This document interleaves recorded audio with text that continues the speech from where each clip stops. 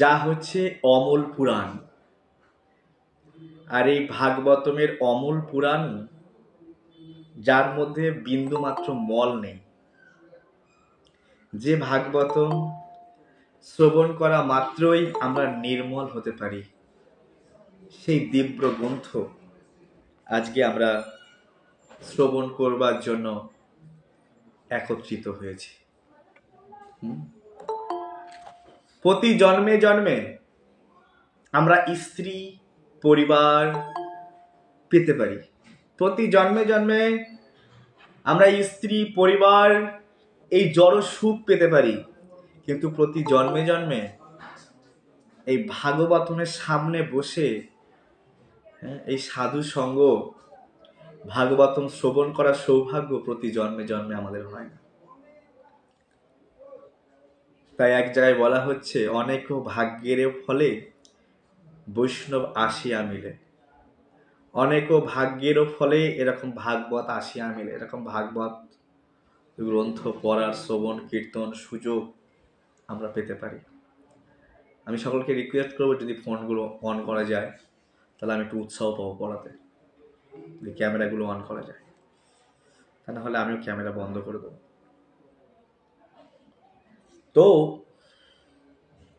এই শ্রীমদ্ ভাগবতম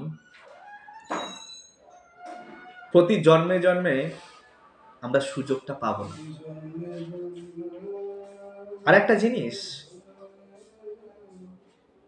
দেখো, আমাদের এখন শরীরে সামর্থ্য আছে, শক্তি আছে, আমরা বসে সুন্দরভাবে, না আমি ভাগবতম শ্রবণ করছি, একটা আসনে বসে সুন্দরভাবে ভাগবতম শ্রবণ করতে পারি। একটা সময় আসবে যে আমি বসেও থাকতে পারবো না, বসেও ভাগবতম শোনার ক্ষমতা থাকবে না। তো ভগবান যখন আমার সেই সুযোগটা আছে, এখনো শরীরে কিছু শক্তি আছে, তো একটা জায়গায় একটা আসনে বসে ভাগবতম শুনছেন, মানেন আপনি ভক্তি করছেন ভগবানের। ভক্তি মানে ভালোবাসা। আপনি ভগবানের কথা শুনছেন মানে আপনি ভগবানের ভালোবাসা চাইছেন, ভগবানকে চাইছেন হৃদয়ে স্থাপন করবার জন্য। এই জন্য প্রয়াস করতে হবে একটা আসনে সুন্দরভাবে বসে ক্যামেরা অন করে, সম্ভব যদি হয় আমি ভগবানের ভাগবত কথাকে হৃদয়ঙ্গম করব। কারণ এ কোনো সাধারণ কথা নয়, এ হচ্ছে দিব্য পাবনময়ী কথা, যা শ্রবণ মাত্রেই জন্মা জন্মান্তরের পাপ দূরীভূত হবে আমাদের এই কৃষ্ণ কথার মাধ্যমে। তো আমরা সেই ভাগবতম শুনতে এসেছি। ভাগবতমের প্রথম শ্লোকেই ভগবানকে প্রণাম করছেন বেদব্যাস। ওম নমো ভাগবতে বাসুদেবায়। প্রথমেই প্রণাম করছেন যে আমি সেই পরম পুরুষোত্তম ভগবান, সেই বাসুদেব, যে দেবকীর পুত্র, বসুদেবের পুত্র বাসুদেব, তাকে আমি প্রণাম করি। ভগবানকে প্রণাম করে তারপরে ভাগবতমের মঙ্গলাচরণ করছেন। জন্মাদস্য যতন্নয়া ইতরার্থে অভিজ্ঞসারাট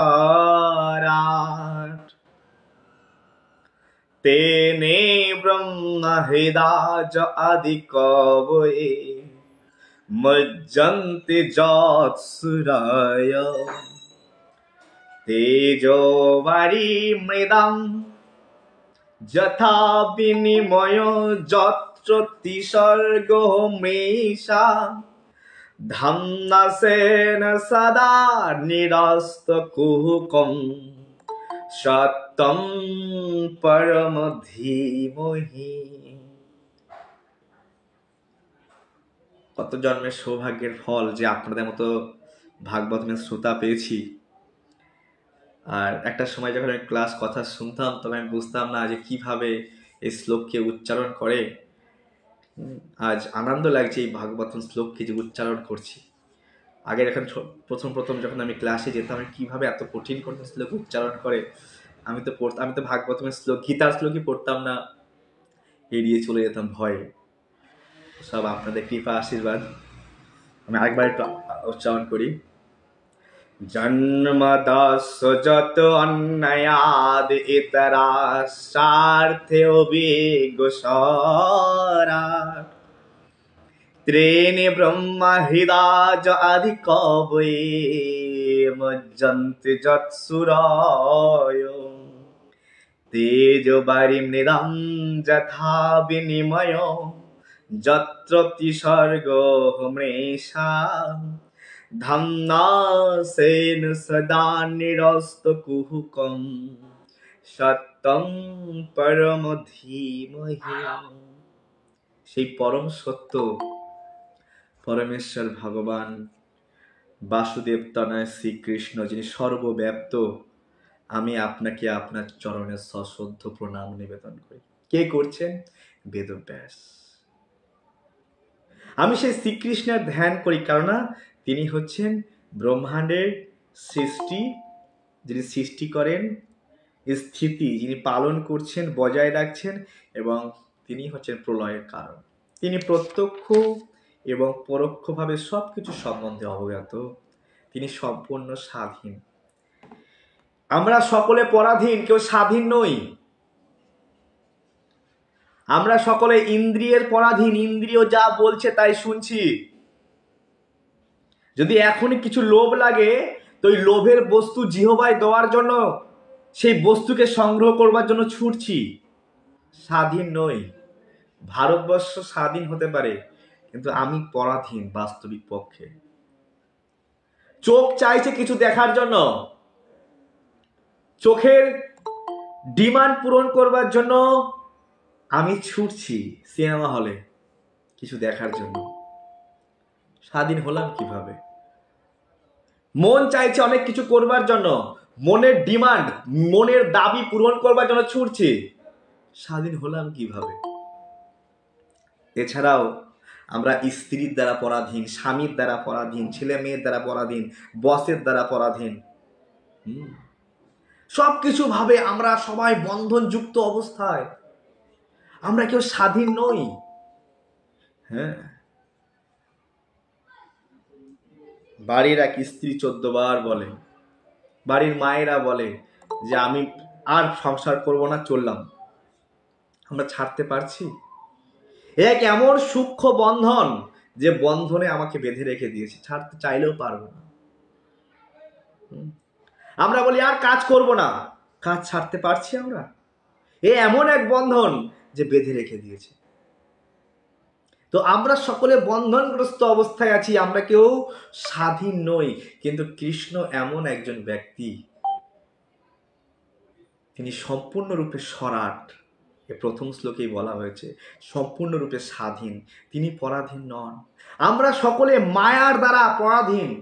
মায়া আমাদের কন্ট্রোল করছে, কৃষ্ণের বহিরঙ্গ শক্তি।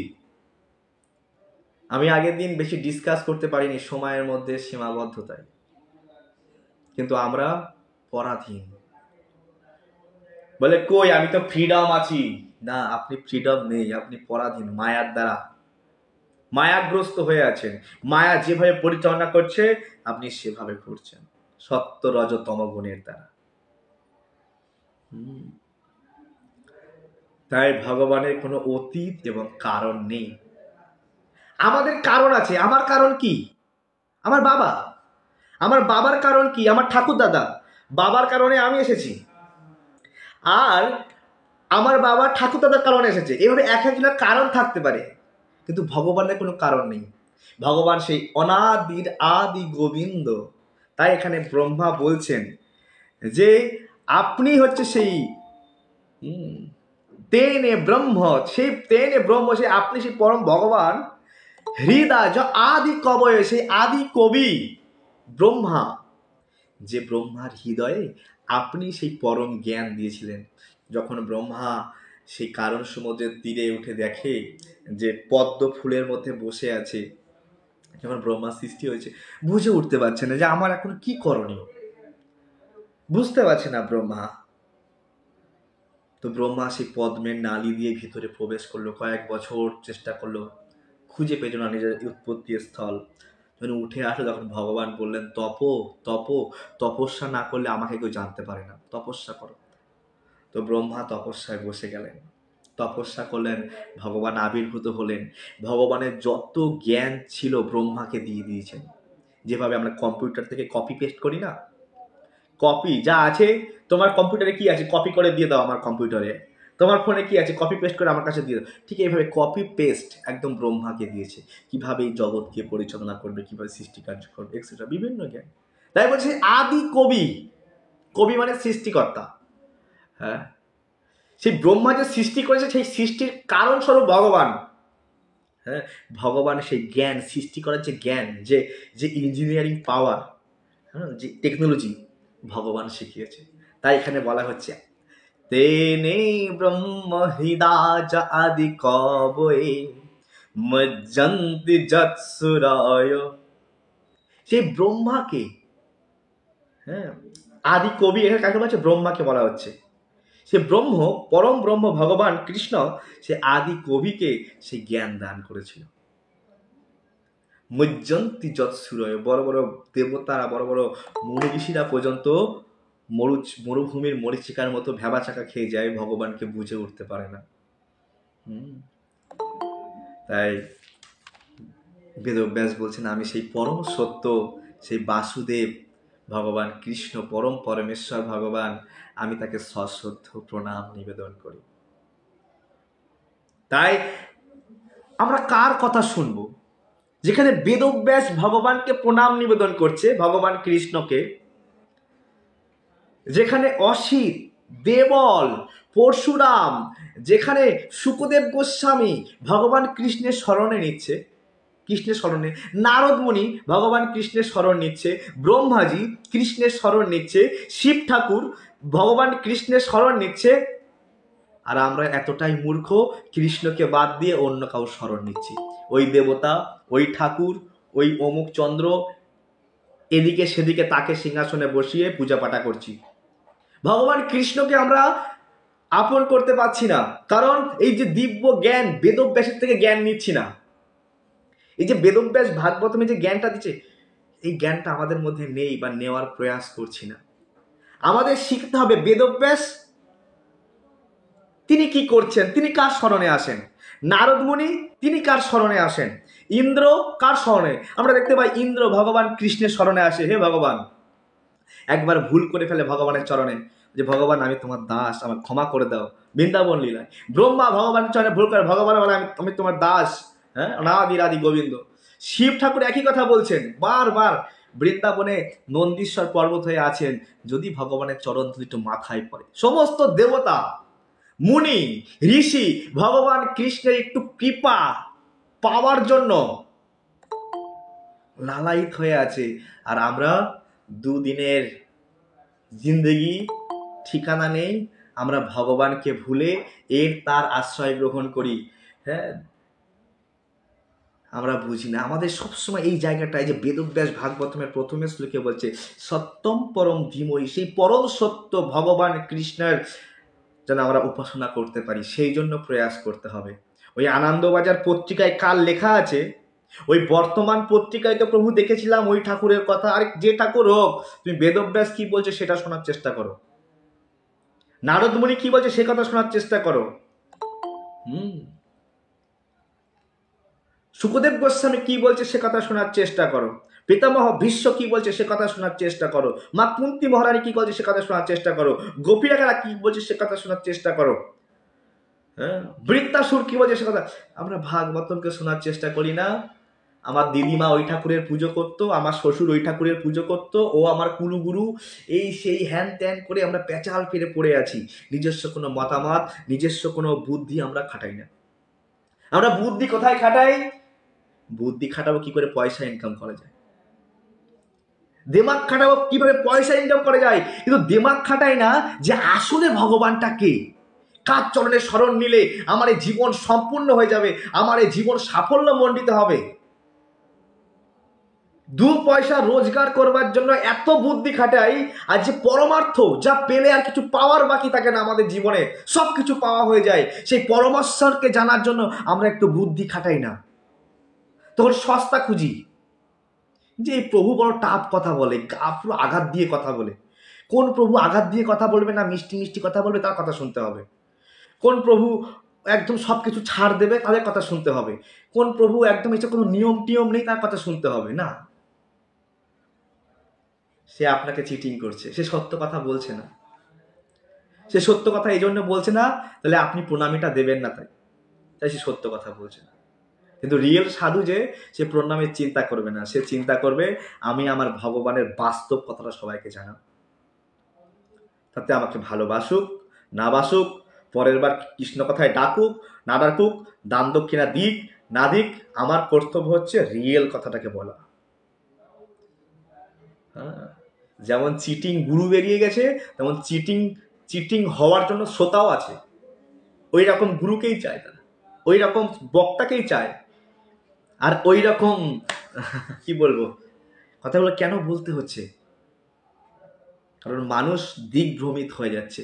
মানুষ ভগবানকে বাদ দিয়ে, দেবতারা বলছে ভাগবতমে, বলছে ভগবান মাধব তোমার যে আশ্রয় নেয় না, তোমাকে ছেড়ে যে এই দেবতার আশ্রয় নেয়, হ্যাঁ, তারা এক জাহাজকে ছেড়ে সে কুকুরের লেজ ধরে সেই ভবসমুদ্র পার হওয়ার চেষ্টা করছে। দেবতারাই বলছে নিজেদের প্রসঙ্গে, যারা দেবতার আশ্রয় গ্রহণ করে, সে ভগবানকে ছেড়ে দেবতার আশ্রয় গ্রহণ করে, অন্য বাবা, অন্য এই ঠাকুর ওই ঠাকুর, এই অমুক তমুকের আশ্রয় গ্রহণ করে, সে কুকুরের লেজ ধরে ভবসমুদ্র পার হওয়ার চেষ্টা করছে। আমার কথা নয়, ভাগবতমের কথা। এই জন্য আমাদের বুঝতে হবে যে বেদব্যাস একজন বিশেষজ্ঞ, তিনি কার স্মরণে আছেন, তিনি কার আশ্রয়ে আছেন। মহাজনগত সে পন্থা, হ্যাঁ, শিব ঠাকুর এত বড় দেবতা, উনি কার শরণাপন্ন করছেন। ব্রহ্মা এত বড় দেবতা, সৃষ্টির আদি জীব, উনি কার স্মরণে আসেন, উনি কাকে উপাসনা করছেন। শুকদেব গোস্বামী এত বড় ভক্ত, তিনি কার উপাসনা করছেন, আমিও তার উপাসনা করব। ঠাকুমা দিদিমা কি করলো দুদিনের আগে এসে, তার কথা চিন্তা না করে বেদব্যাস কি করেছে সেই কথা চিন্তা করতে হবে। এটা হবে বুদ্ধিমানী, এটা হচ্ছে দেমাগ খাটানো স্পিরিচুয়াল জগতে। আর দেমাগ খাটাবো কি, একদম সবকিছু সেট আপ করে দিয়ে গেছে আমাদের, শুধু একটু আন্তরিকতা সহকারে নিতে হবে। ভাগবতম 2য় শ্লোক, যেখানে খুব সুন্দরভাবে বেদব্যাস বলছে, ধর্ম প্রযোজিত কৈতবত্র পরম নির্মৎসরানম সতম বেদম বাস্তবম নাত্র বস্তু শিবদম তাপত্রয় উন্মূলনম শ্রীমদ্ ভাগবতে মহামুনি কৃতে কিংবা পরেরীশ্বর সদ্যোরিদ্য অবরুদ্ধতে অত্র কৃতিভি শুশ্রুভে তৎক্ষণাৎ। আমি শ্লোকটা আবারও বলছি, দেখেছি ভাগবতম আছে, ভালো করে শুনুন। আমি তো মুখস্থ করার সময় পাচ্ছি না, সময় আমার সঙ্গে সঙ্গে আবৃত্তি করুন। ধর্ম প্রযোজিত কৈতব অত্র পরম নির্মৎসরণাম সতাম বেদম বাস্তবম নত্র বস্তু শিবদম ত্রাপত্রয়ন্মূলম শ্রীমদ্ ভাগবতে মহামুনি কৃতে কিংবা পরেরীশ্বর সদ্যোরিদ্য অবরুদ্ধতে অত্র কৃতিভি শুশ্রুবে তৎক্ষণাৎ।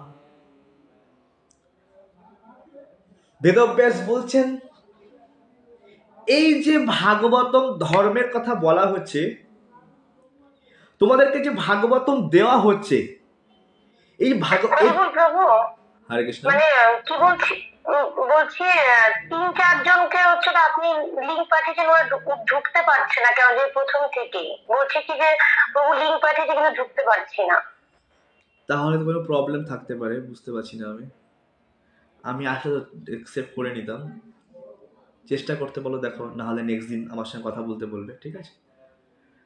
আচ্ছা ঠিক আছে, কিন্তু করতে পারো এইখানে যে ক্লাস হচ্ছে এই লিংকটা আরেকবার ওনাদেরকে শেয়ার করো, তাহলে হয়ে যেতে পারে। আমি এইমাত্র দিলাম, আমিও ঢুকেছিলাম, বেরিয়ে গেছে, আর অ্যাড হচ্ছিল না, কি জানি প্রবলেম হতে পারে কোনো কিছু, ওরা পাচ্ছে না, আমাকে মেসেজ করছে। আজকের যে লিংকটা দিলাম সেই লিংকটা দিতে পারেন, সেন্ড করতে পারেন। হরে কৃষ্ণ কৃষ্ণ কৃষ্ণ হরে হরে, হরে রাম রাম রাম হরে হরে। ধর্ম প্রযোজিত কৈতব। এই যে ভাগবতম, এই যে ভাগবত ধর্ম, বেদব্যাস বলছে এই যে ভাগবত, বিক্রম কে আছেন, কেউ ডিসপ্লেতে কেউ কিছু করবে না,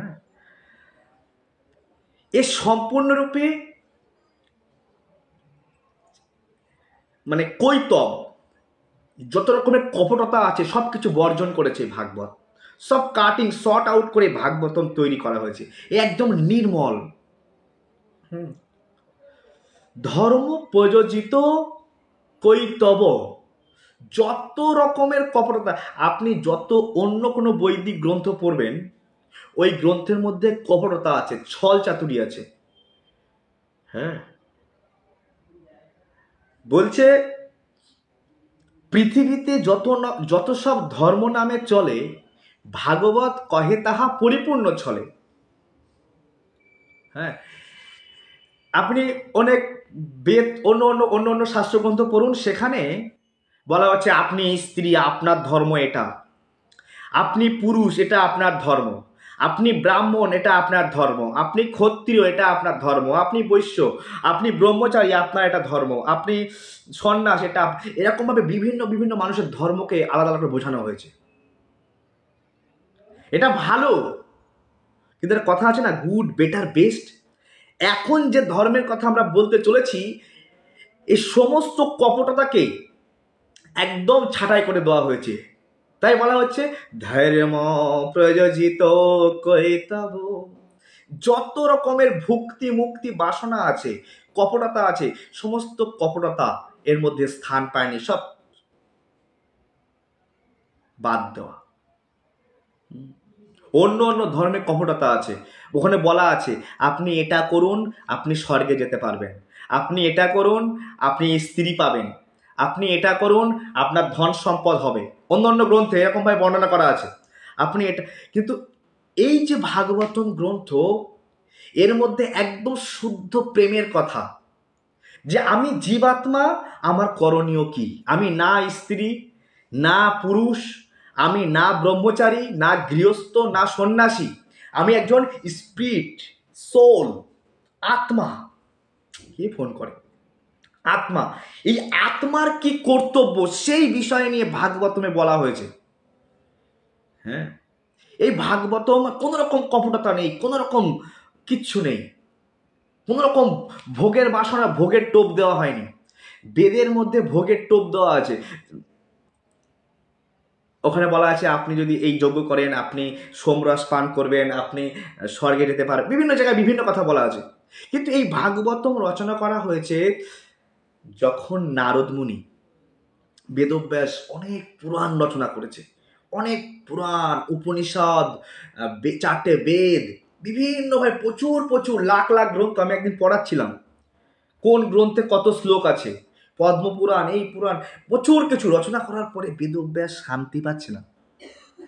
যখন বেদব্যাস শান্তি পাচ্ছে না, তখন নারদ মুনি আসেন, বলছে কি ব্যাপার, তোমার কি প্রবলেম?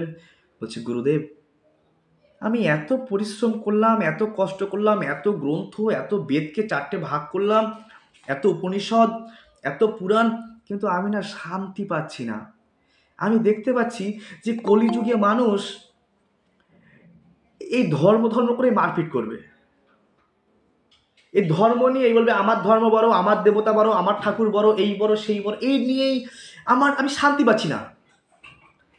তখন বলছে শান্তি পাবে কিভাবে? তখন নারদ মুনি বেদব্যাসকে একটু বকাবকি করলেন, বকা দিলেন, ডাঁট দিলেন যে তুমি কি রচনা, তুমি এত কিছু রচনা করে তুমি কৃষ্ণ কথা কি রচনা করেছো? ভগবানের দিব্য কথা কি রচনা করেছো? করনি তো। তুমি আনন্দ পাবে কিভাবে? যেখানে ভগবান নেই, যেখানে ভগবানের ভক্ত নেই, সেই গ্রন্থ হচ্ছে কাকতীর্থ। শুদ্ধ শুদ্ধ প্রেমী প্রেমী ভক্ত আর ভগবানের 10 অবতারের কথা তুমি বর্ণনা করনি, তুমি আনন্দ পাবে কি করে? তখন নারদ মুনির কৃপায় বললো তুমি এখনই ভাগবতম রচনা করো, শুধু কৃষ্ণ কথা।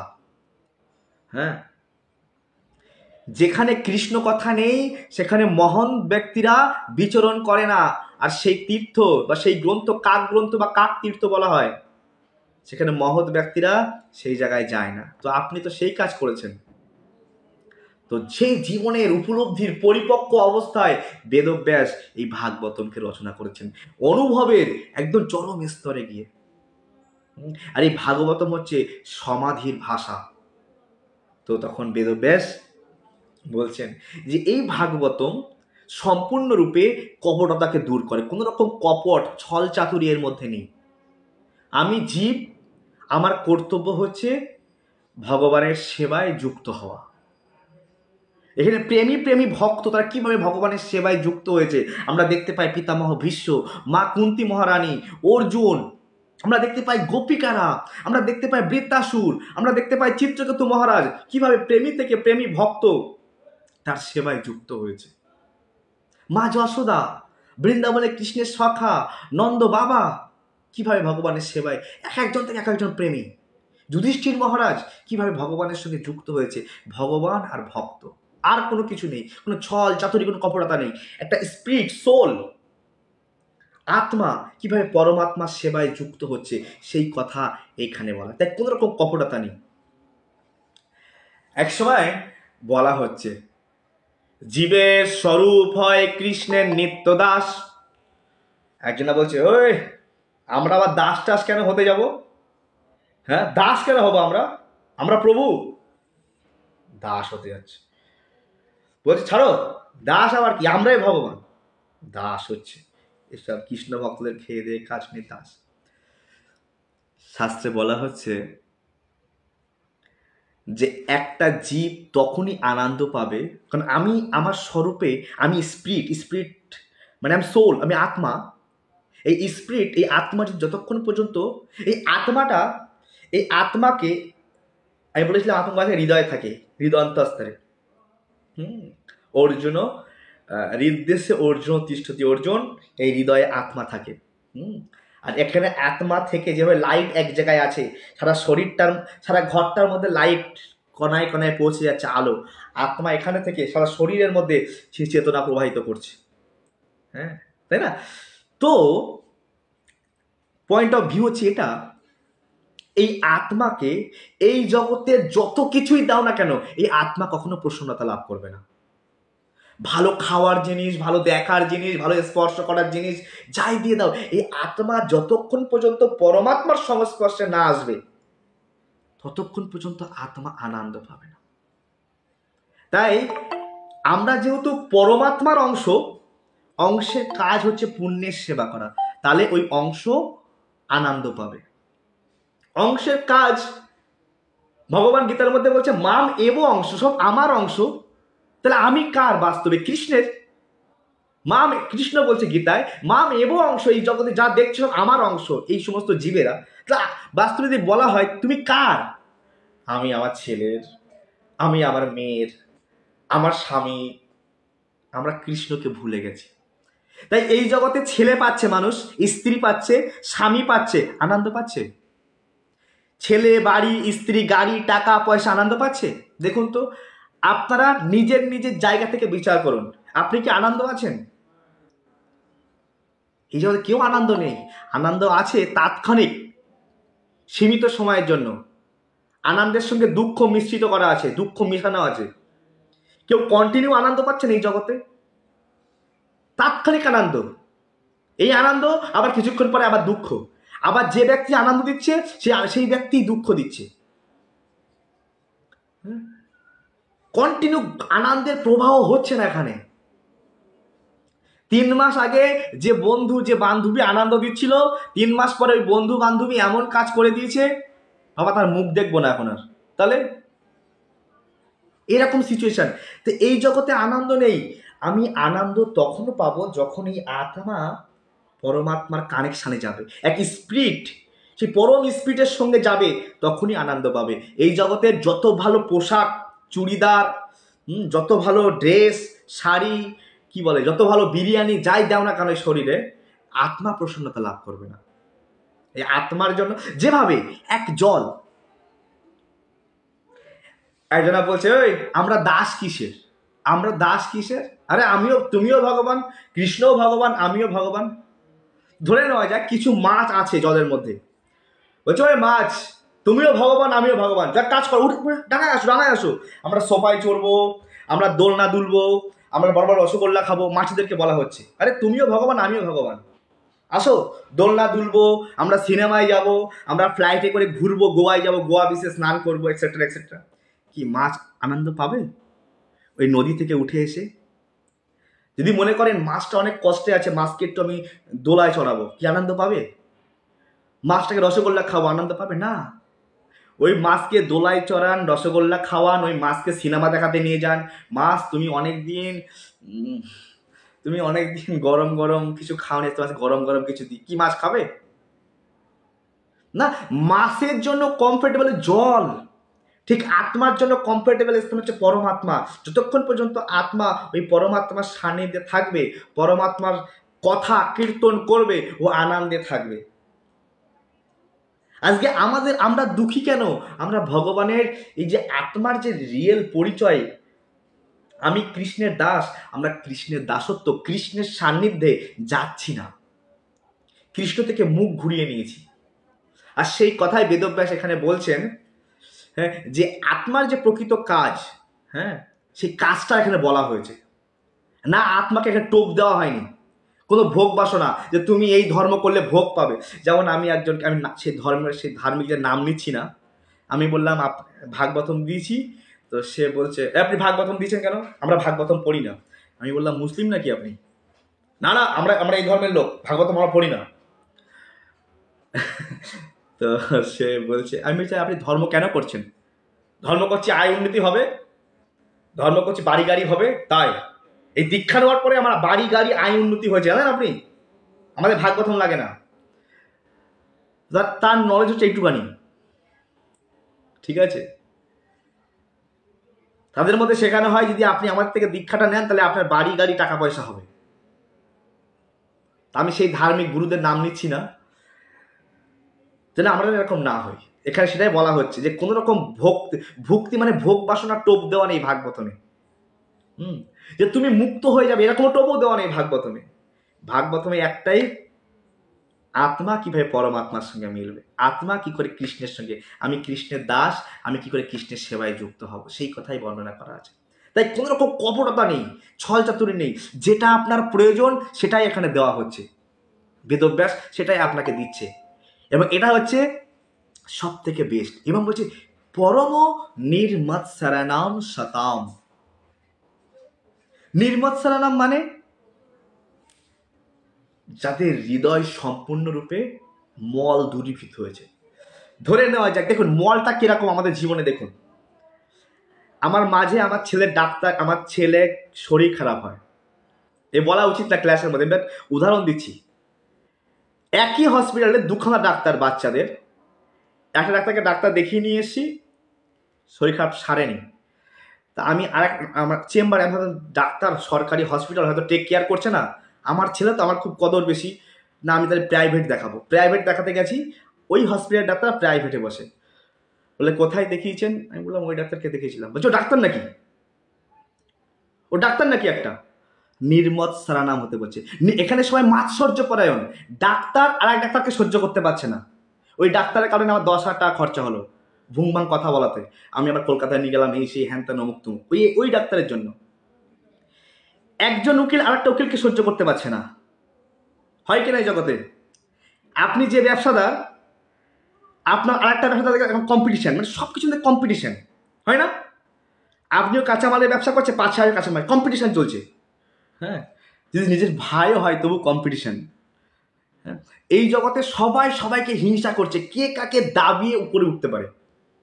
আপনি দেখুন, নিজেকে তাকিয়ে দেখুন, কারণ তাদের মধ্যে মল রয়েছে, মাৎসর্য ঘেরা। এখানে কি বলছে?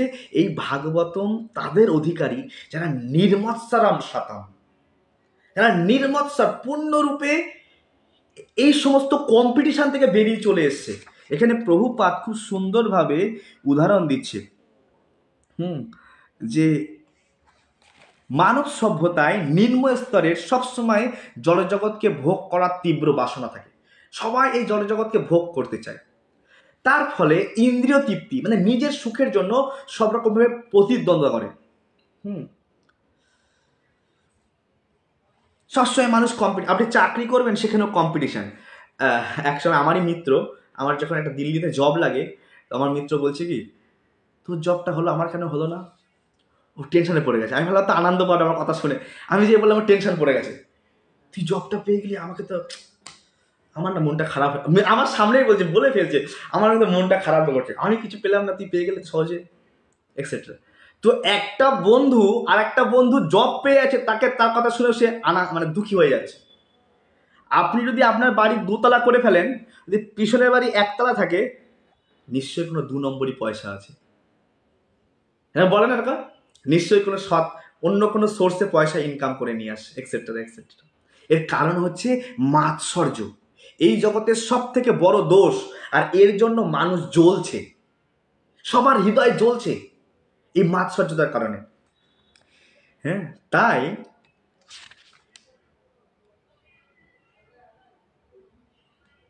এই যে প্রভুপাদ লিখছে যে জড়জগতে মানুষে মানুষে কম্পিটিশন, পশুতে পশুতে, সম্প্রদায়ে সম্প্রদায়ে, জাতিতে জাতিতে, হ্যাঁ, সবসময় নিরন্তর প্রতিযোগিতা। কিন্তু ভগবানের ভক্তরা এই প্রতিযোগিতার অতীত, তারা কখনো এই প্রতিযোগিতায় যায় না। ভগবানের ভক্তরা ভগবানের দিকে, ভগবত ধামের দিকে এগিয়ে চলেছেন, যেখানে নিত্য জীবন, আনন্দময় জীবন। এই ধরনের মহাত্মারা সম্পূর্ণরূপে নির্ভরশীল। ভক্তরা কম্পিটিশন করে না। যারা মহাত্মা, তারা কখন এই জগতের মানুষের সঙ্গে কম্পিটিশন করে না। এই জগতের মানুষ জড় সুখ ভোগ করবার জন্য কম্পিটিশন করছে। সামান্য দেখবেন সংসারের মধ্যে যায় যায় কম্পিটিশন হয়। হ্যাঁ, বেশি দূরে যেতে হবে না। হ্যাঁ, যদি একটা ঘরে হয়তো ভাই ভাই মিল আছে, যায় যায় মিল নেই, কম্পিটিশন হচ্ছে একই পরিবারের মধ্যে, কম্পিটিশন। কিন্তু বলছে ভক্তরা তার সম্পূর্ণরূপে নির্মৎসর, তার হৃদয় বৃত্তি সম্পূর্ণরূপে নির্মল। জড়জগতের সকলে একে অপরকে হিংসা করে। এই জগতে দেখবেন আপনি যে কাজটা করেন, সেই কাজ যদি অন্য কেউ করে, আপনার সঙ্গে হিংসা করবে। সমপর্যায়ের লোক সমপর্যায়কে হিংসা করে। হ্যাঁ, যে আরেকটা তাকে একটু বিচার করতে হবে। আমি বেশি ডিটেলসে বলছি না, বাট বিচার করতে হবে যখন যে কথাটা আমি বলছি, কারণ এগুলো হৃদয়ের মল, নোংরা। শরীরে মল হলে তো দেখা যায় যে আমার এখানে ময়লা জমেছে, আর এখানে হৃদয়ের ময়লা কিভাবে বুঝবো? এই ভাগবতম পড়ে দেখিয়ে দেওয়া হচ্ছে, ভাই তোমার এই জায়গাটায় ময়লা আছে। ভাগবতম হচ্ছে আয়না। আয়নার সামনে যখন বসবো, যেমন আয়না এর সামনে আমার চুল ঠিক নেই, এই ঠিক নেই, এ তো বাইরে বাহ্যিক, কিন্তু ভিতরে এই ভাগবতমের মধ্যে বুঝতে পারবো যে কোথায় কোথায় নির্মৎসর, আমি কোথায় কোথায় হিংসুটে, কোথায় কোথায় আমি কম্পিটিশন করছি, কোথায় কোথায় আমার এই জায়গাটায় জ্বলন হচ্ছে। কিন্তু ভগবানের ভক্তরা কখনো কারোর সঙ্গে প্রতিযোগিতা করে না। ভগবানের ভক্তরা সর্বক্ষণ সর্বতভাবে প্রয়াস করে, আমি কি করে আরো থেকে আরো বেশি আমি ভগবানের ভক্ত হব। এই জগতের মানুষ দেখাবা করে, আরে আমি এই করে ফেলেছি, আরে আমি এই করে ফেলেছি, আরে আমার এত বাহুবল, আরে আমাকে দেখার জন্য এত লোক এখানে এসছে, হ্যাঁ, এক্সেট্রা এক্সেট্রা, তাই না? কিন্তু যে বাস্তবিক ভগবানের ভক্ত, সে সবসময় ভগবানের কাছে ভালো হওয়ার প্রয়াস করে। আর যে বাস্তবিক ভক্ত, কতজন লোক আমাকে বাহুবা দিলে ওটা সে চিন্তা করে না। সে চিন্তা করে আসলে আমি কতটা ভালো। সবাই আমাকে বাহুবা দিতে পারে, বাস্তবে আমি তো জানি আমি কত ভালো।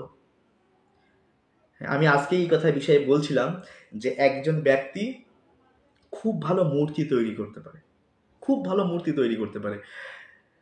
তো সে অনেক উঁচুতে এত সুন্দর একটা মন্দিরের মূর্তি এঁকেছে, এত সুন্দর, যত টুরিস্ট লোক আসছে সবাই বলছে হেব্বি সুন্দর হয়েছে। এত সুন্দর মূর্তি, যেন একদম জীবন্ত একটা মানুষ দাঁড়িয়ে আছে, এত সুন্দরভাবে মূর্তি করেছে। তো সবাই বাহবা দিচ্ছে, কে করেছে কে করেছে কে করেছে, সবাই বাহবা, প্রচুর লোক দাঁড়িয়ে জমা হয়ে গেছে। কিন্তু পাশে ওর বন্ধু এসে বলছে, মিত্র তুমি যা মূর্তিটা বানিয়েছো, তোমার কিন্তু সবাই নাম করছে। তখন ওই যে বানিয়েছে সে বলছে, আরে এই মূর্তিটা ভাঙতে হবে। বলে কেন? বলে মূর্তিটা ভালো হয়নি। বলে কেন? এত কষ্ট করে এত টাকা খরচা করে এত বড় মূর্তি বানানো হলো।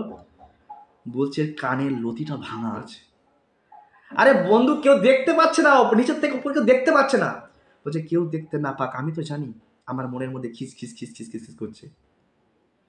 মানুষ কি বললো দেখলাম, আমার নিজের কাছে নিজেকে ছোট বলে মনে হচ্ছে, যে আমি ওটা ঠিক করে বানাতে পারিনি। সবাই বাবা দিতে পারে, কিন্তু আমার নিজের কাছে ভালো লাগে না। তো একজন ভক্ত সে এইরকম নিজের দিকে ঝাঁকবে, ঝেঁকে দেখবে যে আসলে আমার মধ্যে কি কি ফল্ট আছে, সেই ফলটা সে শুধরাবার প্রয়াস করবে। হ্যাঁ, আমি ভাগবতম পড়ে জেনেছি আমার এরকম একটা দোষ আছে, কিন্তু আমি এটা প্রয়াস করবো, এভাবে না, ভগবান এভাবে চললে প্রসন্ন হয়। মানুষ মাত্রই আমরা দোষের সমুদ্রে বাস করছি, দোষ থাকবে, কিন্তু আমি শুধরাবো, যে আমি এভাবে না, আমি এভাবে চলবো, আমি এভাবে না, আমি এভাবে চলবো, আমি এই রাস্তায় গেলে আমার এটা বিপদ হতে পারে। ধরো আপনি রাস্তা দিয়ে যাত্রা শুরু করবেন, আর আপনাকে যদি জানিয়ে দেওয়া হয় যে প্রভুজি বা মাতাজি ওই রাস্তায় বাইপাসে এই প্রবলেম হতে পারে, আপনি এই রাস্তায় যাবেন, এতগুলো রেলগেট পড়বে, রাস্তা জ্যাম হবে, এই রাস্তায় যাবেন, এই প্রবলেম, তাহলে আপনি যাত্রা শুরুর আগেই যদি আপনাকে জানিয়ে দেওয়া হয় এই এই প্রবলেম, এখানে জ্যাম, তাহলে আপনি যাত্রাতেই তখন আপনি নিজের দিকটা ঠিক করে নিতে পারবেন, তাই না? ঠিক তেমনি ভাগবতম পড়ে আমরা কোন রাস্তায় যাব না যাব আপনি পুরো ডিটেল জেনে যাবেন, কোনটা ভালো কোনটা মন্দ, কোন রাস্তায় চলা উচিত। তো আমি যে কথা বলছিলাম, সময় জলদি চলে যাচ্ছে। তো এই এই ভাগবতম যে পড়বে, এক তো এই ভাগবতম কারা পড়বে, যারা নির্মৎসর, হৃদয়ে একদম মল বলতে কিছু নেই, হ্যাঁ, যার হৃদয় সম্পূর্ণরূপে নির্মল হয়েছে। এখন প্রশ্ন হতে পারে, আচ্ছা প্রভু, আমার মধ্যে কাম ভরা, ক্রোধ ভরা, লোভ ভরা, তাহলে আমি কি এর যোগ্য নই? আমি মাছ খাই, মাংস খাই, কত কিছু খাই, আমি কি এর যোগ্য নই ভাগবতমের?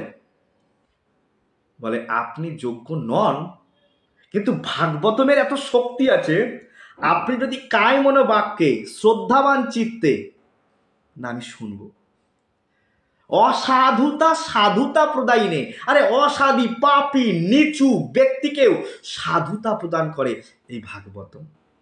যার মধ্যে মলমূত্র, মানে মলমূত্র নয়, যার মধ্যে একদম কাম ক্রোধ লোভ মদ মোহ মাৎসর্য দিয়ে ভরা, গিজ গিজ করছে, সেও যদি ভাগবতম শোনে, সে সম্পূর্ণরূপে পবিত্র হয়ে যাবে, সম্পূর্ণরূপে।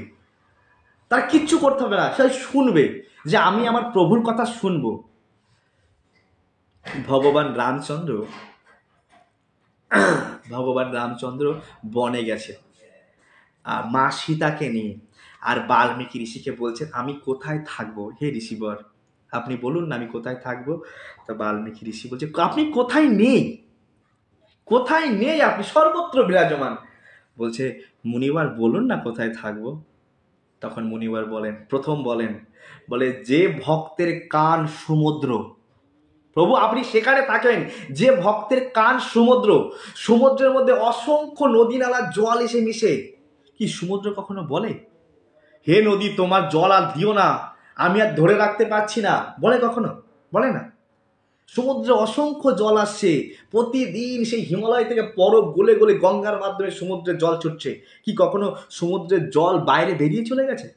পার থেকে যায়নি তো।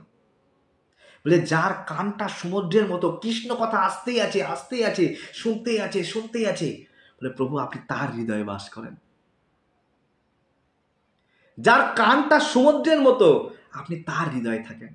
তাই যদি ভগবানকে হৃদয়ে বসাতে হয়, তো আমাদের কানটা সমুদ্রের মতো বানাতে হবে, কৃষ্ণ কথা রাম কথা গৌর কথা এত পরিমাণে শুনবো, এই হৃদয়টাই সিংহাসন ভগবান গেড়ে বসে যাবে, আর আমরা এখন সে কথাই শুনবো এখানে। নির্মৎসরানাম শতাম, এই সাধু ব্যক্তিরা যারা পবিত্র হয়েছে, যারা শতাম, যে পরের উপকারের জন্য সর্বদাই ব্যস্ত, হ্যাঁ, সেই সমস্ত ভক্তরা এই সমস্ত দিব্য গ্রন্থকে রঠন পঠন চিন্তন মনন করেন। বেদম, বেদের জ্ঞাতব্য বিষয় হচ্ছে ভগবান কৃষ্ণ, বেদম বাস্তবম অত্র বস্তু শিবদম চাপত্রমলম। কি বেদম? বলছে শিবদম। যদি কেউ এই গ্রন্থ পড়ে, এই গ্রন্থ শোনে, এই ভাগবতম শোনে, তা কি হবে, কি বেদ্য, কি লাভ হবে, কি পাবে? বলে শিবদম।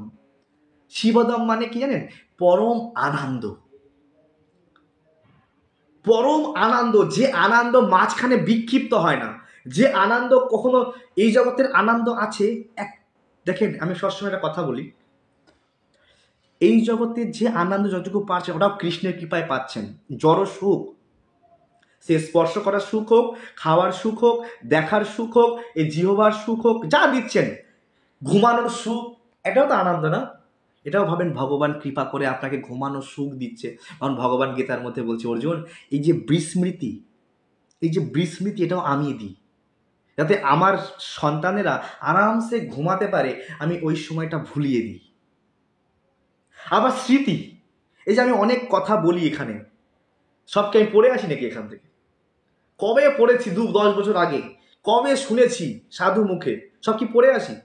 ওই যে স্মৃতিটাও আমি দিই, যখন যেটা দরকার ওর স্মৃতিতে দেওয়ার সময় সেটা আমি দিই। হ্যাঁ, আমি তো একটা শ্লোক নিয়ে বসে আছি, আমি তার কিছু দেখছি, শ্লোকটা দেখছি আর বারবার বোঝাবার প্রয়াস করছি, কিন্তু স্মৃতি কে দিচ্ছে? ভগবান। এক্ষুনি নাট বোর্ড আমাকে ঘুরিয়ে দেয়, বলবে প্রভু, কার ফোনটা খোলা আছে? অনিতা মাতাজি।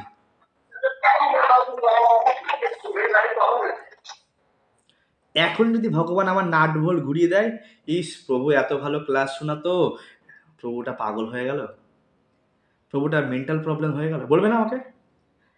হ্যাঁ, তাহলে সব ভগবানের হাতে। তো ভগবান ঘুমানোর আনন্দ দিচ্ছে, এই জগতে জাগতিক সুখ যেটা সেটাও কৃষ্ণের কৃপা, কিন্তু কৃষ্ণ বলছে বেটার সুখ আছে এখানে, পরম আনন্দ, আনন্দ, পরম আনন্দ। হ্যাঁ, এই আনন্দ সে বলছেন আনলিমিটেড আনন্দ, পদম পদম প্রতিপদম প্রণাম সাধনম শিবাদম, পরম আনন্দদায়ক আনন্দ। যেভাবে একটা মাছ জলের মধ্যে সে আনন্দে বাস করে, ঠিক একটা জীব আত্মা যখন এই কৃষ্ণের সান্নিধ্যে, ভাগবতম সান্নিধ্যে, বৈষ্ণব সান্নিধ্যে, সাধু সান্নিধ্যে থাকবে, ভগবানের এই কৃষ্ণ কথার সান্নিধ্যে থাকবে, সে আনন্দময় জীবনযাপন করতে পারবে। শিবদম, শিব কথা মানে মঙ্গলময়, আনন্দ প্রদান করে। আর তাপত্রয় উন্মলম, এই জগতের আপনি আমেরিকায় যান, রাশিয়ায় যান, যেখানেই যান, তিনটে তাপ আমি প্রতিদিনই বলি, আদি দৈবিক, আদি ভৌতিক, আদি আত্মিক, কাউকে ছাড়ে না। না কোটিপতি, না ও ফুটপাতে বাস করে, ও গরিব মানুষ ছেড়ে দাও, এরকম ছাড়বে না, ছাড়বে না। না কোটিপতি অনেক দান দক্ষিণা করে, ওকে ছেড়ে দাও, ছাড়বে না, ছাড়বে না, কাউকে ছাড়বে না। হ্যাঁ, এই তিনটে তাপত্রয় উন্মলম, তার সমস্ত রূপক মানে যত রকমের তিনটে তাপ থেকে সে নিষ্কৃতি পেয়ে যাবে। আদি দৈবিক, দেবতার থেকে যে কষ্ট, আদি ভৌতিক, অন্য অন্য বন্ধু বান্ধবীর থেকে যে কষ্ট, আত্মীয় স্বজন থেকে যে কষ্ট, সেই তাপ থেকে সে কষ্ট দূর হয়ে যাবে। এবং আদি আত্মিক, শরীর থেকে মন থেকে যে কষ্ট, সেই কষ্ট থেকেও দূর, মানে সে ছুটকারা, মানে ছুটি পেয়ে যাবে। তাকে এই তিন তাপ স্পর্শ করতে পারবে না, যেই ধর্মকে গ্রহণ করবে, এই ভগবানের কথাকে গ্রহণ করবে। শুধু কি করতে হবে? শুনতে হবে। এই জগতে আপনি অন্য গ্রন্থ পড়বেন, অন্য গ্রন্থ পড়লে আপনাকে কিছু করতে হবে, গীতা পড়লেও কিছু করতে হবে, গীতা পড়লে আপনাকে করতে হবে, ভগবান বলছে এটা করো, ওটা করো, ওটা করো, কিন্তু ভাগবত করার জন্য নয়, শোনার জন্য। ভগবান জানে সবাই আলসে, সব সব আলসে, কেউ কিছু পড়বে না, কিছু করবে না। এই আলসে কমসে কম শুনতে তো পারে, কিন্তু মানুষ শুনতেও চায় না, মানুষ শুনতেও চায় না, এক জায়গায় বসে শুনতেও চায় না। তাপত্রয়, এই কথা শুনলে কি হবে?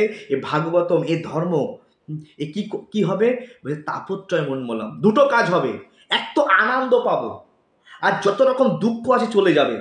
এই কথা কপিল ভগবান তার মাকে বলছে, মা, কেউ যখন আমার কথা শোনে, মদাশ্রয়া কথা আমিষ্টা সিনন্তি কথয়ন্তিশ্চ তপন্তি বিবিধাস্তাপা ন এতাদ মদগত চেতসা। মা, তার মন যখন আমাকে সমর্পণ করে না, এই জগতের কোনো কষ্ট তাকে দিতে পারে না, স্পর্শ করতে পারে না। তাই কেউ যদি এই কৃষ্ণ কথা নিরন্তর শোনে, এই ভাগবতকে হৃদয়ে স্থাপন করতে পারে, যে আমার জীবনের গোল হচ্ছে যতদিন বাঁচবো এই ভাগবতমকে শুনবো, তার কোনো কষ্ট তাকে স্পর্শ করতে পারবে না, কোনো কষ্ট। এই ভাগবতমকে পড়বো, রঠন পঠন চিন্তন মনন, আমার জীবন আত্মসাৎ করে দেবো। আমি সবসময় বলি, ভাই, বড় বড় সাধুদের না টাকা আছে, দেখো বৃন্দাবনে গিয়ে, না টাকা আছে, আমাদের এত টাকা আছে, এত খাওয়ার কিছু আছে, তাই ডিপ্রেশনে দুশ্চিন্তায় মরে যাচ্ছি, চুল উঠে যাচ্ছে মাথা দিয়ে। হ্যাঁ, এত কিছু খাবার আছে, এত স্ত্রী আছে সুন্দরী, এত ব্যাংক ব্যালেন্স, এত গাড়ি পয়সা, এত কিছু মানুষের থাকা সত্ত্বেও জাগতিক মানুষদের টেনশনে, দুশ্চিন্তায়, হতাশায়, উদ্বেগ। সাধুদের না সুন্দর স্ত্রী, না বাড়ি, না গাড়ি, না কিছু আছে, তবু তারা দিব্য আনন্দে আছে। কেবলমাত্র জীবন্তি সৎমুখরিতাম ভবদীয় বার্তাম, তারা জীবন ধারণ করে আছে এই কৃষ্ণ কথাকে নিয়ে, কারণ দিব্য আনন্দ প্রদান করে। শ্রীমদ্ ভাগবতে মহামুনিকৃতে কিংবা পরে ঈশ্বর, এই শ্রীমদ্ ভাগবত সুন্দর ভাগবত। আপনি কি সুন্দর হতে চান? যদি আপনি সুন্দর হতে চান, এই ভাগবতমের সামনে বসতে হবে, আপনিও সুন্দর হয়ে যাবেন। সুন্দর এটা সুন্দর নয়, আপনার হৃদয়টা সুন্দর হবে। যার অন্তঃকরণটা সুন্দর সেই তো সুন্দর। ভগবান এই ফেস দেখে না, কার সুন্দর ফেস, কার কালো ফেস, কার সাদা ফেস, এসব ভগবান দেখেন। ভগবান দেখে হৃদয়। আমরা দেখি ফেস, বাহ বিয়ে করব, কি সুন্দর দেখতে, কি হ্যান্ডসাম, কি সুন্দরী, ফেস দেখেই বলে গেলাম। তার স্বভাব যখন দেবে না, বিকরাল স্বভাব, কামড়, তখন অবস্থা খারাপ হয়ে যাবে বাবা। দেখি সেই চন্দ্রমুখী পোড়ামুখী হয়ে যাচ্ছে। তাই ভগবান দেখে স্বভাব, হৃদয়টা দেখে। শ্রীমদ্ ভাগবতে মহামুনিকৃতে, এই মহামুনি বেদব্যাস এই শ্রীমদ্ ভাগবতমকে রচনা করেছে আমাদেরকে দেওয়ার জন্য। কিংবা পরে ঈশ্বর, এখন প্রশ্ন হতে পারে, তাহলে কি আমাদের অন্য কোনো গ্রন্থের প্রয়োজন নেই? না, অন্য কোনো গ্রন্থের প্রয়োজন নেই। এমন একটা গ্রন্থ তোমাকে দেওয়া হলো, এমন জিনিস তোমাকে দেওয়া হলো, বলে কি এমন এর বেনিফিট আছে ভাগবতমের, এমন কি স্পেশালিটি? সদ্দরিদি অবুরদ্ধতে আত্র কৃতি শুশ্রুবি তৎক্ষণাৎ। বলছে দেখো, শ্রীমদ্ ভাগবতে মহামুনিকৃতে কিংবা পরে ঈশ্বর, অন্য কোনো গ্রন্থের প্রয়োজন নেই। বলছে দেখো, সদ্য মানে অবলম্বে, এই কথা ভালো করে ধ্যান দিয়ে রাখো। সদ্য মানে অবিলম্বে, হৃদি মানে হৃদয়ে, অবরুদ্ধতা মানে আবদ্ধ হয়ে যায়। বলছে কেউ শোনেনি, কেউ যদি অভিলাষ করে যে আমি ভাগবতম শুনবো, হয়তো সে শুনতে পারেনি।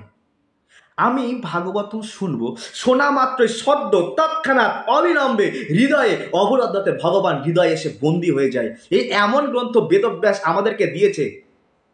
অন্য গ্রন্থে, অন্য কোনো গ্রন্থে এই কথা কখনো কোথাও বলেনি। বলছে আর কোনো গ্রন্থের প্রয়োজন নেই। যদি কেউ এই ভাগবতম পড়ে, সদ্য হৃদি অবরোধতে, ভাগবতম পড়েনি না, জয় বজেশ্বর দাস রোজ ভাগবতম শোনাচ্ছে, আমি ভাগবতম শুনবো, এতটুকু কাজ, এ বলা মাত্রই ভগবান হৃদয়ে বসে যাবে।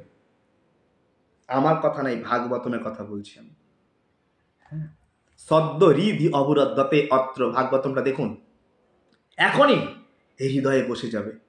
পৃথিবী সুসুভি তৎক্ষণাৎ, পৃথিবী মানে সুকৃতি সম্পন্ন। কি করেছে, কি পুণ্য করেছে যে সে ভাগবতম পাবে? বলে ভাগবতম সেই শুনবে, কে শুনবে জানেন? যে কমসে কম জপ করছে, ভগবানের পূজা পাঠ করছে। দান দক্ষিণাতে কখনো ভাগবতম আসে না। না আমি স্কুল খুলে দিলাম, কলেজ খুলে দিলাম, রাস্তা তৈরি করে দিলাম, আমি আমার নামে একটা স্কুল খুলে দিলাম, এইসবে কোনো ভাগবতমের সান্নিধ্য পাওয়া যায় না। ভাগবতম পৃথিবী, যে জপ করেছে ভগবানের, যে ইতিমধ্যে আগের জীবনে অনেক ভক্তি করে এসছে এবং যে ভগবানের কথা জানে সেই শোনে।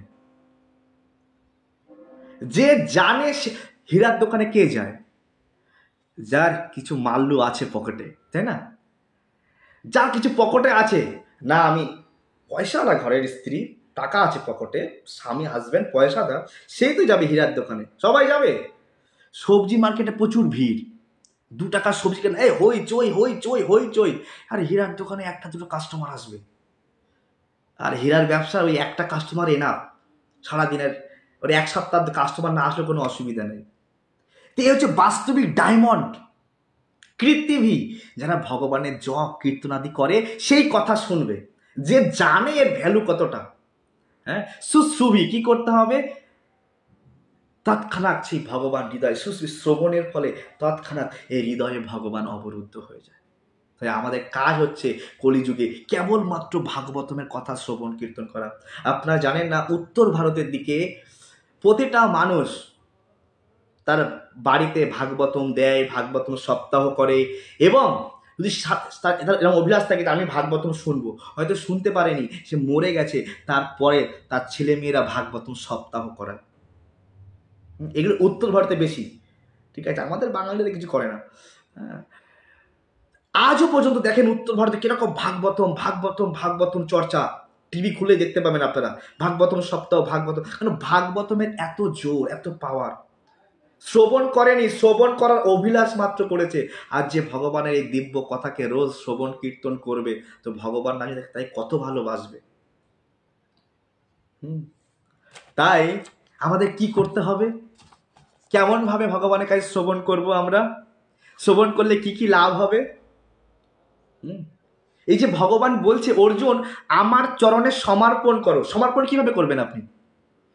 সমর্পণ মানে হচ্ছে আপনি ভগবানের কৃষ্ণ কথা শুনছেন, আপনি সমর্পণ মানে হচ্ছে আপনি ভগবানের নাম করছেন, যে প্রভু আমি তোমার। যেমন একটা যুবতী যুবকের কথা খুব শুনতে ভালোবাসে, এক যুবক যুবকের কথা শুনতে, ফোনটা ছাড়তেই চায় না, ছাড়তেই চায় না। ফোন, গল্প, বাবা কি মজা, 1 ঘন্টা 2 ঘন্টা, আরে কি গল্প। আচার্যগণ বলছে যেভাবে একটা যুবক যুবতীকে চায়, যেভাবে এক যুবক যুবতীর কথায় আনন্দ পায়, প্রভু আমার হৃদয় যেন তোমার কথায় আনন্দে নেচে ওঠে, তাহলে আমার জীবন ধন্য হয়ে যাবে। যেভাবে যুবক যুবতীকে চায়, যুবতী যুবকের কথা শুনতে ভালোবাসে, আমি যেন তোমার কথায় একদম আনন্দে নেচে উঠে, আমি তোমার কথায় এইরকম আমার লালসা লোভ তৈরি হয়। আর এটাই মানব জীবনের উদ্দেশ্য। হ্যাঁ, কৃষ্ণ কথায় রুচি তোমার, তুমি ভাগ্যবান। মহাপ্রভু বললেন চৈতন্য চরিতামৃতে, তোমার কৃষ্ণ কথায় রুচি, তুমি বড় ভাগ্যবান। তো যার কৃষ্ণ কথায় রুচি সে বড় ভাগ্যবান ব্যক্তি। আপনার ভগবানের প্রতি প্রেম হয়েছে, আপনি বুঝবেন কি করে? ধরে নেওয়া যাক ভগবানের কথা বাদ দিলাম, যদি আপনাকে কেউ ভালোবাসে, সাধারণ এই জগতে যদি আপনাকে কেউ ভালোবাসে, এরকম দেখা গেছে, এরকম বড় সাহিত্যিকরা এরকম উদাহরণ দিচ্ছে, একটা যুবক যুবতীকে ভালোবাসে, আর সেই যুবতীর বার্তা নিয়ে কেউ এসেছে, সেটা খেতে বসেছে, এই খাওয়া বন্ধ, কি বললো, কি হয়েছে, কি বললো, কি সংবাদ আছে, খাওয়া বন্ধ, ঘুমানো, তারপরে কি সংবাদ এসছে। তাহলে সামান্য এক যুবক যুবতীর কথা শুনে এত আকৃষ্ট, আর আমরা ভগবানের কথা শোনার জন্য আকৃষ্ট হব না? তখনই বুঝবো, কারণ ওই যুবক যুবতীর কথা কেন শুনতে যাচ্ছে, প্রেম আছে। এই জগতে প্রেম বলে কিছু নেই, লস্ট। হ্যাঁ, তো প্রেমের অভিনয় মাত্র, কাম, তুমি আমাকে খুশি করো আমি তোমাকে খুশি করবো, তো প্রেম না। কিন্তু যে রিয়েল প্রেম, কবে এইরকম হবে আমাদের জন্য প্রেম নেই ভগবানের প্রতি। আমরা আমাদের শ্বাসটাকে কেমন ভালোবাসি জানেন? এই জগতের সব থেকে প্রিয় আপন হচ্ছে শ্বাস, এর উপরে কেউ নেই। সবাই নিজেকে শ্বাসটাকে বেশি ভালোবাসে। একজন ব্যক্তিকে নদীর মধ্যে নিয়ে গিয়ে চুবিয়ে ধরা হয়েছে এরকম করে, হ্যাঁ, চুবিয়ে ধরছে, ও ছটপট, শ্বাস নিতে পারছে না, ছটপট ছটপট ছটপট ছটপট করছে। এর ট্রেনে তোলা হয়েছে, যে ট্রেনে তোলা হয়েছে, শান্তি, শ্বাস নিয়ে কতটা শান্তি পেল ও। সেই সময় ওর জন্যে ওই শ্বাসটা কতটা ইম্পর্টেন্ট ছিল, ততটা ইম্পর্টেন্ট যদি আমাদের কৃষ্ণ না হয়, তা কৃষ্ণ মিলবে না। ততটা শ্বাস আমার ইম্পর্টেন্ট আমার জন্য, জীবনের জন্য, ততটা ইম্পর্টেন্ট কৃষ্ণকে পাওয়ার, অতটাই গুরুত্বপূর্ণ, অতটাই ভ্যালু, অতটাই যত্ন নিতে হবে। আমরা এই জগতের সমস্ত সব বিষয়ে যত্ন নিই, কিন্তু কৃষ্ণ সেবা, কৃষ্ণ নাম, কৃষ্ণ কথায় যত্ন নিই না। এই জন্য আমাদের দুর্গতি, কত জীবন যে আসতে হবে এই জগতে ঠিক নাই। কিন্তু কেউ যদি এই কলি যুগে এই দোষের সময় একটু যত্নশীল হয়, সে অনেকটা অগ্রসর হতে পারবে। তো ভক্তিবিনোদ ঠাকুর বলছেন, আত্মনিবেদন তুয়া পদে করি, হইন পরম সুখী। দুঃখ দূরে গেল, চিন্তা না রহিল, চৌদিকে আনন্দ দেখি। যে প্রভু, যেদিন থেকে তোমার চরণে আত্মসমর্পণ করলাম, তোমার নাম করলাম, তোমার কথা শুনলাম, সেদিন আমি সুখী সুখী, পরম সুখী। সমস্ত দুঃখ দূরে চলে গেল, আর আমার কোনো চিন্তাই নেই, আমি চারিদিকে যেদিকে তাকাই শুধু আনন্দের উৎসব, আনন্দের উৎসব। আর কি? অশোক অভয় অমৃত আধার তোমারও চরণ দয়। প্রভু তোমার এই যে তোমার এই চরণ অশোক, যেখানে কোনো শোক নেই। প্রভু আমি এই ভক্তি হওয়ার কত শোকাচ্ছন্ন থাকতাম, আমার কোনো শোক নেই, আমার কোনো ভয় নেই। সমস্ত অমৃতের আধার আপনার চরণ, সেই চরণে আমি আশ্রয় নিয়েছি। তাহাতে এখনো বিশ্রাম লোভিয়া ছাড়িনু ভবের ভয়। কৃষ্ণা গৌর গৌর। তো প্রভু আমি এই সংসারের সমস্ত ভয় আর পাই না। প্রভু কি করব জানো, আমি এখন এই সংসার থেকে তো বেরিয়ে আসতে পারবো না। তোমার সংসারে করিব সেবন নহিব ফলের ভাগী। আমি তোমার সংসারে, এ সংসার আমার নয় প্রভু, এই সংসার তোমার, আর তোমার সংসারে থাকবো, কিন্তু আমি ফলের ভাগী আমি নেব না। আমার সমস্ত কর্মের ফল প্রভু তোমাকে দেব। তোমার সেবায় দুঃখ যত হয় সেও তো পরম সুখ। প্রভু তোমার সেবায়, সেবা করতে দুঃখও হয় মাঝে মধ্যে, সকালে শীত থেকে ওঠা, মাঝে মধ্যে ব্রত করা, কিন্তু প্রভু ওই কষ্ট যদি হয় না তোমার সেবা, সেটাও আমার কাছে পরম সুখ। হ্যাঁ, তোমার সেবায় দুঃখ যত হয় সেও তো পরম সুখ। বলি সেবা সুখ দুঃখ পরম সম্পদ, নাশয়ে অবিদ্যা নাশ। আর এটাই আমার কাছে সম্পদ। সেবা করতে গেলে কখনো দুঃখ আসবে, কখনো সুখ আসবে, কিন্তু ওটাই আমার কাছে পরম সম্পদ। পূর্ব ইতিহাস ভুলিনু সকল, সেবা সুখ পেয়ে মনে। প্রভু আমার পুরনো হিস্ট্রি যা ছিল, আমি তো জঘন্য ব্যক্তি, হিস্ট্রি করে দিয়েছি, আমার একটা বই তৈরি হয়ে যাবে আমি যে এত এত খারাপ কাজ করেছি। হ্যাঁ, আমাদের ভক্তিবিনোদ ঠাকুর বলছেন একটা জায়গায়, বলে শৈশব শৈশব যৌবনে জড় সুখ সঙ্গে অভ্যাস হইল মন্দ। এত এত খারাপ কাজ করেছি, আমার অভ্যাসটাই খারাপ হয়ে গেছে। একটু জড় শোক পাওয়ার জন্য ওর অভ্যাসটাই খারাপ করে ফেলেছি। আর এখানে সেই কথা বলছেন যে আমার সমস্ত ইতিহাস আমি ভুলে গেছি। পূর্বে ওই বন্ধু ধোকা দিয়েছে, ওই কষ্ট দিয়েছে, ওই বান্ধবী কষ্ট দিয়েছে, সব ভুলে গেছি তোমাকে পেয়ে।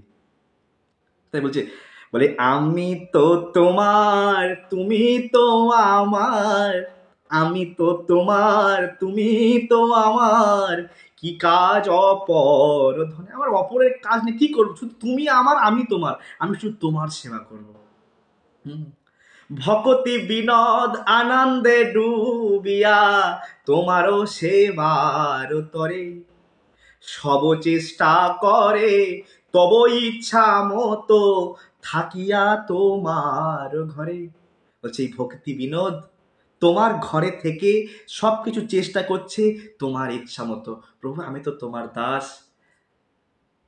Chant Hare Krishna and be happy, জয় শ্রী প্রভুপাদ। তো এটাই আমাদের একমাত্র, যে আমরা যেন ভগবানের সেবায়, হ্যাঁ, আমি তো তোমার তুমি তো আমার, কি কাজ অপর ধনে। সেবা সুখ দুঃখ পরম সম্পদ, এটাই আমাদের সবচেয়ে বড় সম্পদ, ভগবানের সেবা, ভগবানের সুখ। তো এটাই তো আমাদের সেবা কি, আমরা ভগবানের নাম জপ করব বদন ভরে, আর কান ভরে ভগবানের কথা শুনব। বদন ভরে জিহ্বা দিয়ে হরিনাম করব, আর কান দিয়ে একদম সমুদ্রের মতো আমরা রোজ ভগবানের কথা শুনবো। ভগবান সেই জায়গায় বাস করে যা হৃদয়ে কর্ণ দিয়ে কৃষ্ণ প্রবেশ করছে। তো চ্যান্ট হরে কৃষ্ণ। ধন্যবাদ প্রভু। হরে কৃষ্ণ। হরে কৃষ্ণ।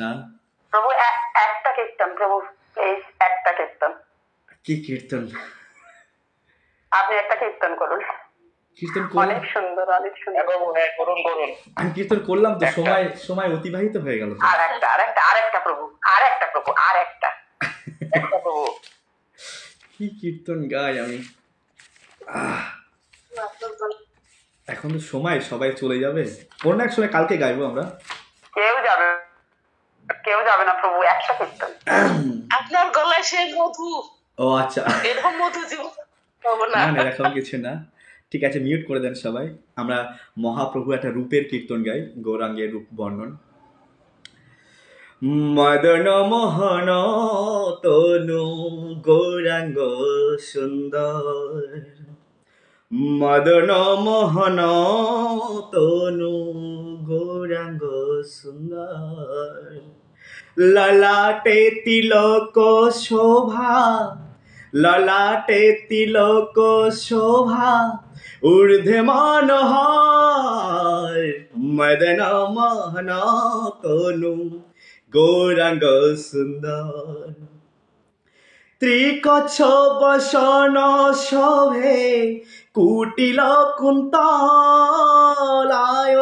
নয়ন দুই, পরম চঞ্চল, ত্রিকচ্ছ বসন শোভে, কুটিল কুন্তলায়ত নয়ন দুই, পরম চঞ্চল, মদন মোহন তনু গৌরাঙ্গ সুন্দর।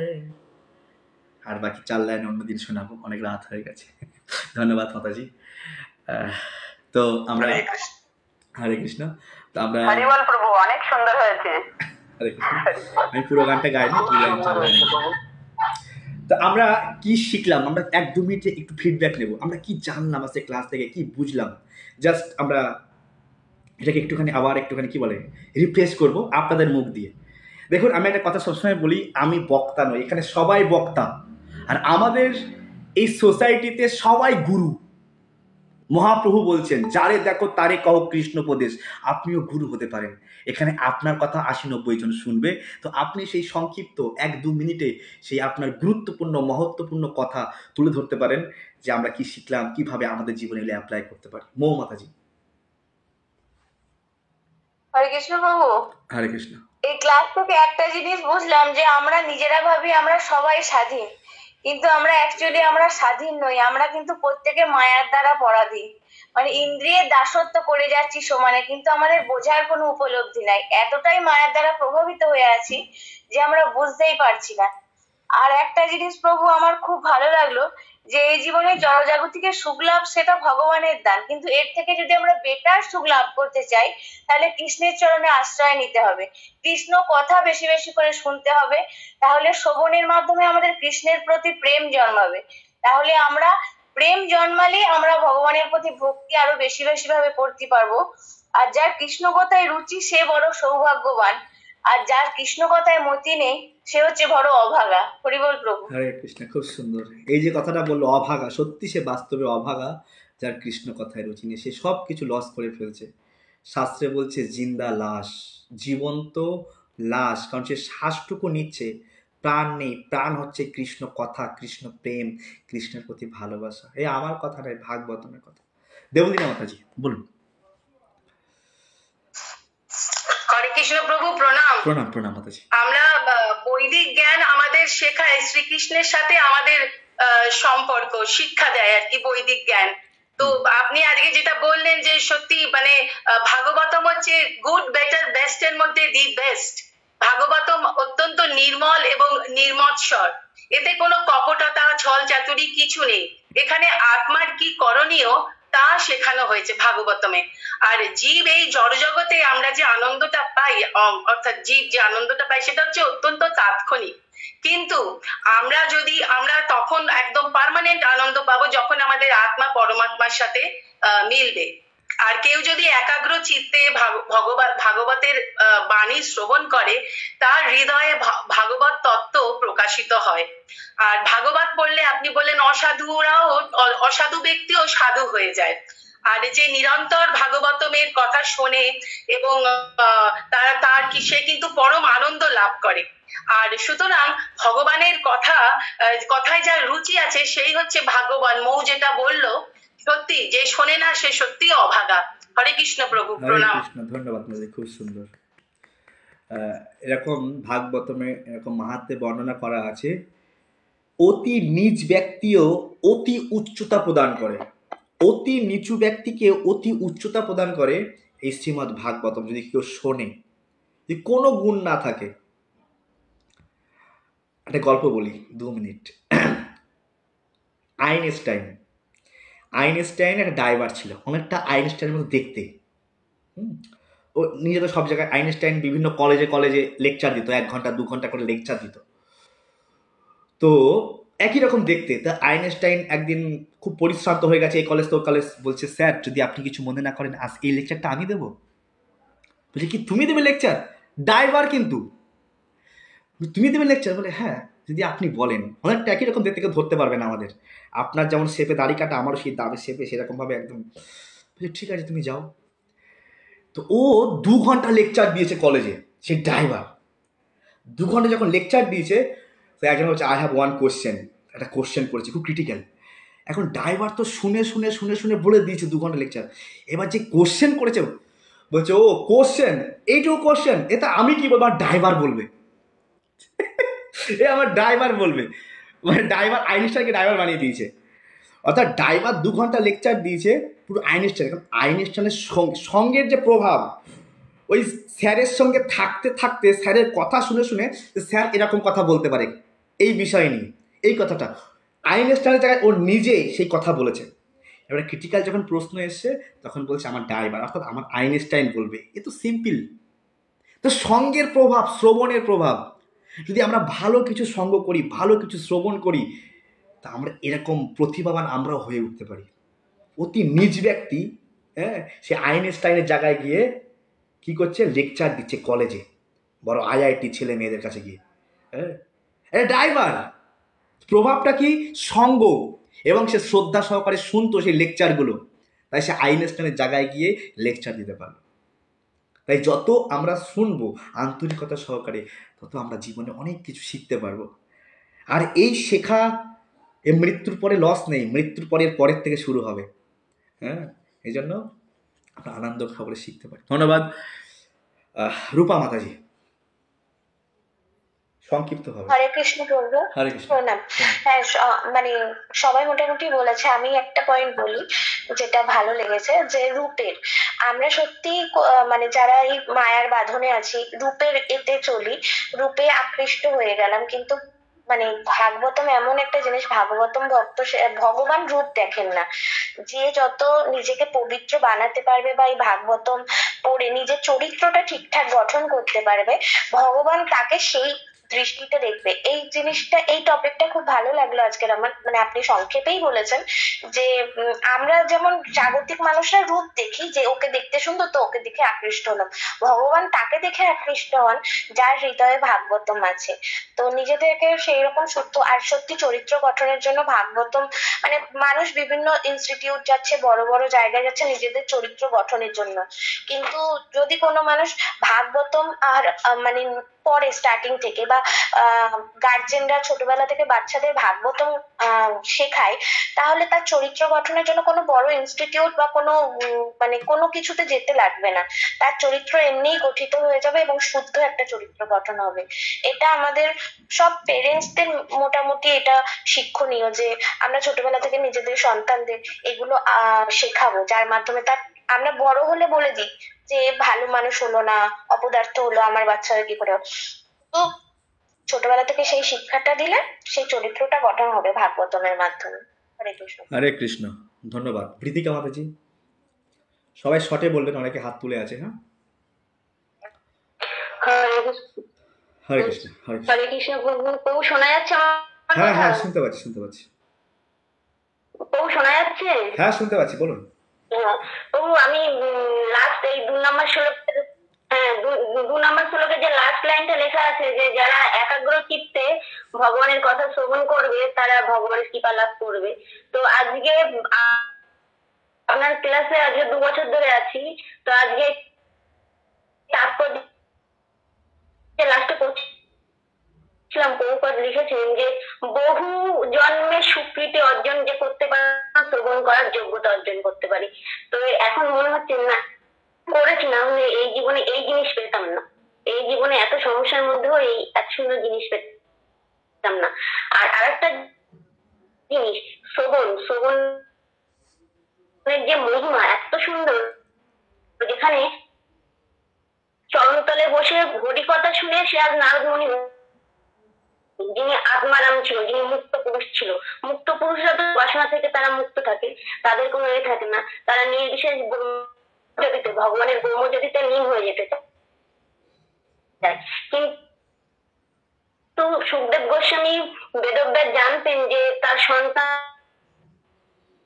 সংকেতটা তার সামনে তুলে ধরে, এবং সে ভগবানের ওই রূপে, যেটা বরাহপিরম যে শ্লোকটা আপনি পড়িয়েছেন, ওই রূপের মহিনের যে এত বড় ভাগবতম, এত বড় শাস্ত্র, এত বড় গ্রন্থ, পুরোটা তিনি অধ্যয়ন করেছেন, পুরোটা শেষ করেছেন। কেননা সে ভগবানের কথাতে আকৃষ্ট হয়েছে। যেখানে বলা হয়েছে যে রুক্মিণী দেবী শ্রীকৃষ্ণের মহিমা শ্রবণ করে তার রূপের প্রতি আকৃষ্ট হয়েছে, গোপীরা তার রূপের প্রতি আকৃষ্ট হয়েছে। মানে প্রত্যেকটা জিনিস ভগবানের আকর্ষণীয়। ধন্যবাদ প্রথমে দীপিকা মাতাজি। পরম সত্যকে সেই কথায় বেদব্যাস তুলে ধরেছেন। তো যে ভাগবতম পড়বে সে ভগবান পরম সত্যকে জানতে পারবে, সে খুশি হবে, সে সমস্ত দুঃখ থেকে নিবৃত্ত পাবে। হরে কৃষ্ণ। হরে বল, খুব সুন্দর, খুব সুন্দর, ধন্যবাদ। আখি। হরিবল প্রভু। হরিবল। বেশি কিছু বলবো না, সব পয়েন্টই বলা হয়ে গেছে। শুধু আমার একটাই কথা বলার আছে প্রভু, যে ভাগবতম হচ্ছে অমূল পুরাণ। এই অমূল পুরাণের সামনে যে বসবে তার যে কি হবে সেটা মানে অনেকটা প্রভু কিরকম, আগুনের সামনে বসলে কি হয় যে আমাদের কেউ যদি ভালোভাবে হাতটা রাখে, হাতটা পুড়ছে না, যেভাবে রাখুক, যেভাবে পুড়বেই। তো নাম আর তার ভাগবতম, তার লীলা এতটাই। আপনি বলেছেন যে শুধু একবার একটু ইচ্ছা করবে যে ভাগবতম শুনবো, পড়বো, জিনিসটা কি, সেটাও যে কতটা ইম্পর্টেন্ট। আর প্রভু আমরা আনন্দ খুঁজে বেড়াই, কিন্তু আনন্দ সব থেকে কোনখানে আছে সেটা আমরা জানি না। তার জন্য আনন্দর খোঁজের জন্য কোনো নারী, কোনো পুরুষ, কোনো জিনিস, কোনো বস্তু, বিভিন্ন জিনিসের প্রতি আমরা খুঁজে বেড়াচ্ছি। আর আপনার সব থেকে উপমা মানে উদাহরণের মধ্যে যে মূর্তির কথাটা বলেছিলেন, আমি শুনেছি এই মূর্তিটা আমরা সবাই ভাবি কি রূপের দিকে তাকাই না, ও তো অনেক ফেমাস হয়ে গেছে, ওর কথা বলাতে এত কিছু, আমরা ভাবি না যে আমরা যার উপরে আকর্ষিত হচ্ছি সেটা কি জিনিস। আর যে তৈরি করে বলছে সে কিন্তু সন্তুষ্টই হচ্ছে না। কেন? জাস্ট ওই কানের যে একটা ছোট্ট ছিল, ভাঙা ছিল, সে সন্তুষ্ট হচ্ছে না। তো একটা ভক্ত প্রতিনিয়ত যতবারই ভগবানের নাম নিবে সে সন্তুষ্ট হয় না, আনন্দিত হয়ে আরো নিতে চায়, আরো নিতে চায়। তো একটা ভক্তের কত বড় গুণ হওয়া উচিত। আর ভক্ত কি হয়, প্রেমময় ভক্তি শুধু ভগবানকেই ডাকতে চায়, সে চায় না যে ও আমার আগে গেল কি ও আমার পরে গেল, আমি পারবো কি পারবো না। আমি বলতে পারি না, তবু চেষ্টা করি যে হ্যাঁ ভগবানের কথা যতটা আস্বাদন করছি একটু যদি বলি মনের ক্ষোভটা যায়। আর আজকে আপনি যতগুলো ভজন করলেন প্রভু, আজকের ক্লাসটা মানে অসাধারণ হয়েছে প্রভু। হরি বল। হরে কৃষ্ণ। দূর একজন আছেন, DUR দেখা যাচ্ছে, আর দেখা যাচ্ছে না কি নাম, ডি দিয়ে হাত তুলেছেন, আপনি বলতে পারেন।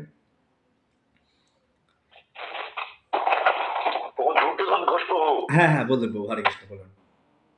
হরে কৃষ্ণ বাবু। হরে কৃষ্ণ, হরে কৃষ্ণ। বলছি বাবু, মানে আপনি যা বললেন আজকে, হ্যাঁ হ্যাঁ, সবচেয়ে সাধারণ কৃষ্ণময় জীবন, কৃষ্ণ ছাড়া কিচ্ছু নেই এই জীবনে। মানে অতি সংক্ষেপে এটুকুই বলা যায়, হ্যাঁ হ্যাঁ, কৃষ্ণই আমাদের জীবনের শেষ কথা এবং প্রথম এবং শেষ।